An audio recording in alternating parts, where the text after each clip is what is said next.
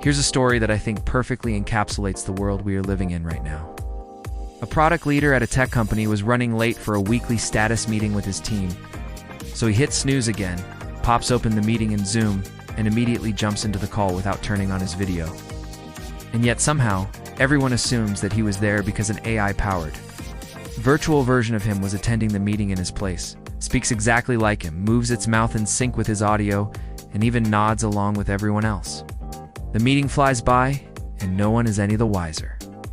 They think that this product leader, who is literally the king of AI at this company, is in the office working hard, while he's actually still sleeping in his bed.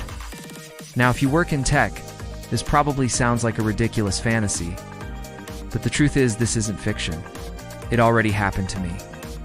I use an app called Fireflies, and they were kind enough to show me how their latest AI upgrade works. Basically, I had to record myself for about 2 minutes, speak some example sentences, and then boom. Firefly created a virtual avatar of me that can now join Zoom calls, react to people in real time, and even remember my responses from previous conversations. And here's why this is more than just a fun hack. In our AI-powered future, we won't just be attending meetings. We'll be building entire empires all through AI, imagine.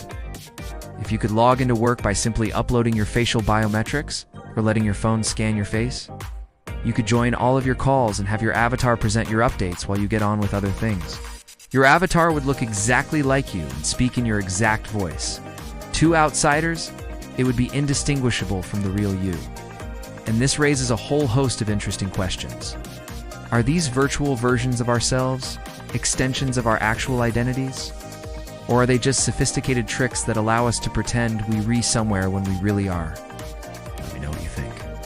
This week on the channel, we are rediving deep into the world of virtual avatars and digital twins, and exploring how these cutting-edge technologies are changing the way we work, play, and interact in the metaverse. Don't miss out. Hit subscribe so you never miss an episode, and let's dive in. So here's how it works in practice. Step 1, create your avatar. This is where ULL need to find a tool that can turn your face into a talking head. My top recommendations are either Synthesia or DID. Now, Synthesia has a bunch of different plans, and pricing depends on which one you go for. For most people, their entry-level plan will suffice, which costs $60 per month.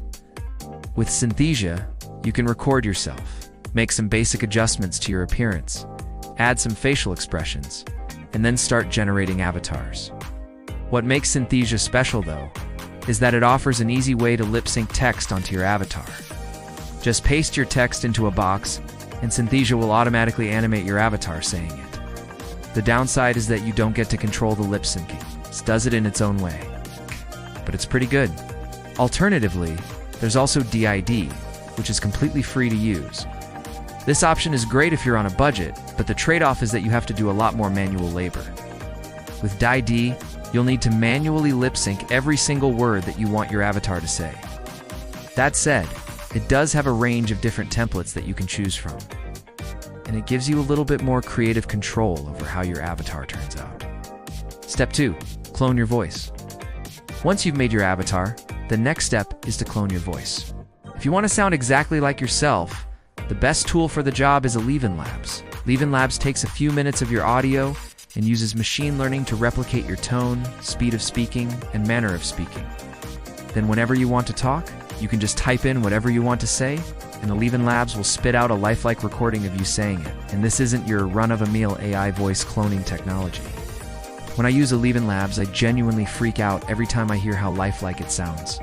It's incredible. The free trial only lets you generate up to 15 minutes of audio, but their basic plan is only $20 per month and gives you unlimited AI voices. Step 3, script AI responses. Okay, so now you've got your avatar and you've cloned your voice, but you still haven't figured out what you're actually going to say in the meetings you're rejoining.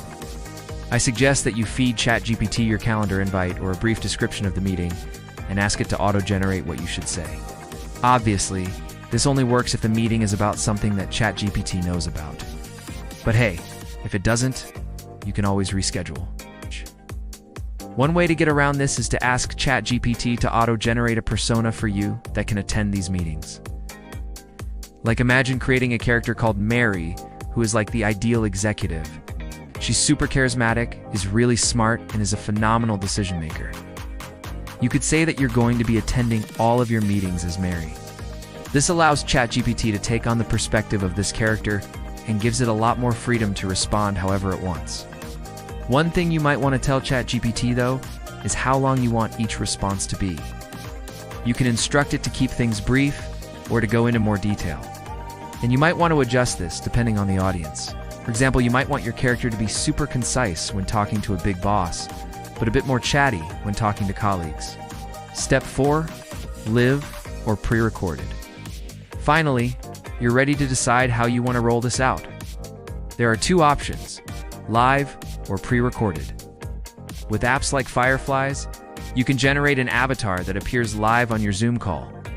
This means that you have to be in the meeting as your actual self and monitor your avatar. The benefit of this is that you can react to what's happening in the call and stop your avatar from saying anything controversial. Apps like Loom, on the other hand, let you record a video of your avatar outside of the platform.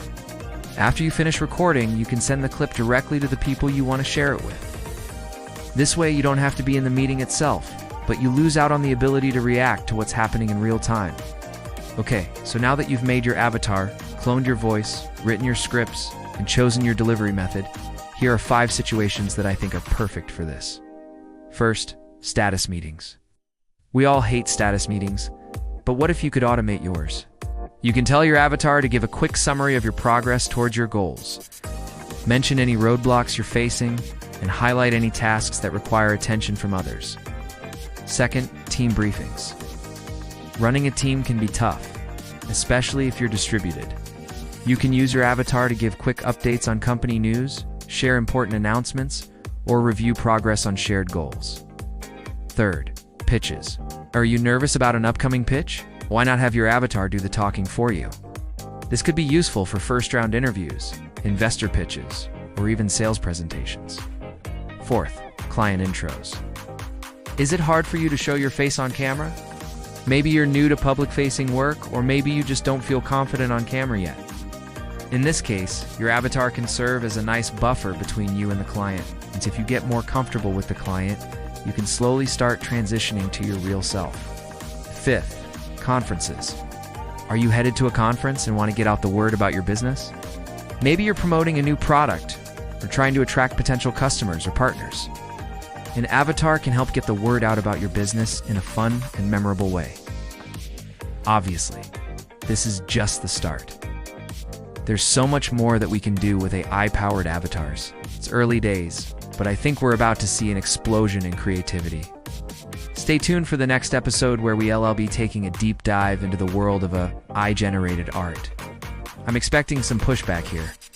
People seem to be a bit scared of AI art, but in my opinion, it's just another tool that allows humans to express themselves better. And that's the overarching goal of NextTech, right? It's finding ways for humans to leverage technology to become more productive and creative. If you enjoyed this video, please hit subscribe and share it with your friends. I post new videos every single week. Until next time, see you later.